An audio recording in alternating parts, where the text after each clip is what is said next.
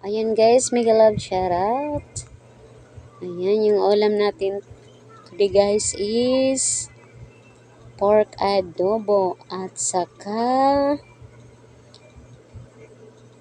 paksiw na isda. Ayan siya guys. Ayan, yummy yummy pork adobo at paksiw na isda. Ayan siya guys. Thank you for watching guys. God bless us all.